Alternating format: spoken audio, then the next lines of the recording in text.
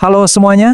Oke, di pembahasan kali ini kita akan bongkar salah satu mitos yang paling umum dan jujur aja paling bahaya di dunia investasi, yaitu yakinan kalau kita cuma butuh beberapa rasio keuangan aja buat jadi master analisis fundamental.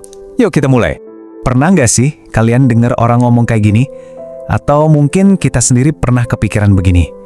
Kita lihat beberapa angka terus langsung ngerasa udah paham segalanya soal satu perusahaan. Nah, disinilah biasanya masalah besar dimulai.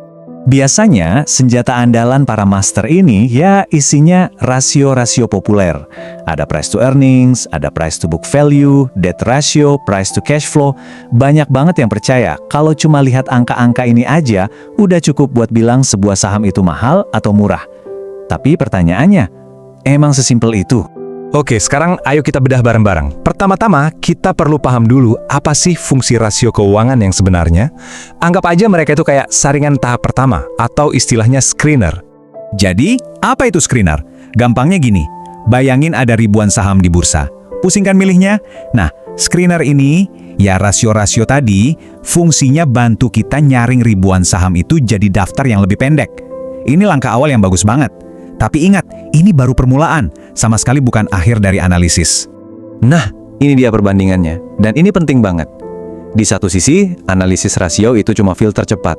Pertanyaannya cuma satu, ini murah nggak? Tapi di sisi lain, analisis fundamental yang beneran, itu kita menyelam lebih dalam. Pertanyaannya beda, apakah ini bisnis yang bagus? Apakah bisnis ini bisa bertahan lama? Beda banget kan? Dan ini poin yang krusial.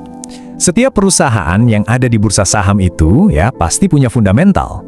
Ada aset benerannya, ada laporan laba rugi, ada arus kas, ada orang yang kerja di sana, ada produk yang dijual. Mau valuasinya setinggi langit pun fundamentalnya tetap ada. Jadi masalahnya bukan ada atau nggak ada fundamentalnya, tapi fundamentalnya itu sehat nggak? Punya masa depan nggak? Sekarang kita masuk ke inti masalahnya nih. Kenapa sih cuma ngandelin angka-angka yang kelihatannya murah itu bisa jadi jebakan yang super bahaya? Coba kita pikirin bareng-bareng. Apa iya kalau PBV-nya rendah atau PE-nya rendah itu otomatis berarti perusahaannya bagus buat dibeli? Jawabannya seringkali enggak. Biar lebih jelas, kita lihat dua contoh kasus dari dunia nyata. Contoh pertama, ada sebuah perusahaan kelapa sawit. Price to book value-nya atau PBV-nya cuma 0,1 kali. Wow, di atas kertas ini kelihatannya diskon gede-gedean kan? Nilai asetnya jauh lebih gede daripada harga sahamnya di pasar. Menggiurkan banget ya? Tapi, inilah kenyataan pahit di baliknya. Setelah dicek, ternyata pohon-pohon sawit di perkebunannya itu udah pada tua, udah nggak produktif lagi. Hasilnya? Panennya anjlok minim banget. Jadi meskipun nilai aset di pembukuan kelihatan tinggi, kemampuan aset itu buat menghasilkan uang di masa depan udah hampir nggak ada. Angka 0,1x tadi, itu cuma ilusi. Oke, lanjut ke contoh kedua. Sebuah perusahaan pengembang properti, PPV-nya juga rendah banget. Cuma 0,3 kali. Sekali lagi, buat investor yang cuma lihat rasio, ini pasti kelihatan kayak kesempatan emas. Dan disinilah masalahnya terungkap. Kalau kita bedah lebih dalam laporan keuangannya, kita bakal kaget. Ternyata, 70% dari seluruh pendapatan perusahaan ini habis cuma buat bayar biaya marketing dan penjualan. Gila kan? Ini red flag super besar yang nggak akan pernah kelihatan kalau kita cuma lihat rasio PBV-nya doang. Dan ini dia puncaknya. Setelah diusut lebih jauh, ternyata yang beli properti-properti mereka itu kebanyakan ya anak perusahaannya sendiri. Jadi mereka cuma muter-muterin uang di dalam grup usaha mereka buat menciptakan kesan seolah-olah ada penjualan. Ini bukan bisnis sehat, ini jelas-jelas jebakan. Oke, jadi kalau rasio aja nggak cukup, terus gimana dong? Nah, sekarang kita pindah ke solusinya. Kita harus bangun mindset yang benar, yaitu berpikir layaknya seorang pemilik bisnis.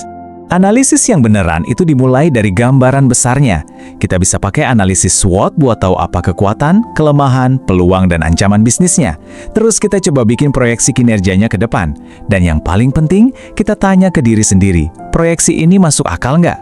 Bisnis ini bakal bisa bertahan dalam jangka panjang atau cuma bagus sesaat aja? Dan inilah inti dari segalanya, mindset yang harus kita tanamkan. Jangan pernah berpikir kita beli selembar kertas saham, tapi kita sedang membeli sebagian kecil dari sebuah bisnis yang nyata. Kan kita nggak mungkin beli warung tanpa cek dulu barang dagangannya apa, lokasinya di mana, betul? Nah, lakukan hal yang sama persis saat membeli saham. Sebagai penutup, mari kita simpulkan semuanya dengan sebuah ajakan buat kita semua sebagai investor. Ini semacam permohonan ya. Kalau analisis kita cuma berhenti dilihat-lihat beberapa rasio di aplikasi trading, tolong jangan sebut itu investasi fundamental. Itu namanya spekulasi dengan data yang nggak lengkap. Investor sejati itu selalu menggali lebih dalam lagi. Jadi saya tinggalkan kalian dengan pertanyaan ini buat direnungkan. Gini, sekedar jadi benar dalam jangka pendek karena harga sahamnya kebetulan naik, itu gampang. Tapi untuk jadi betul, artinya betul-betul paham bisnis yang kita miliki, nah, itulah kunci kesuksesan jangka panjang yang sesungguhnya. Jadi, pilih mana? Mau jadi benar atau mau jadi betul? Terima kasih sudah menyimak.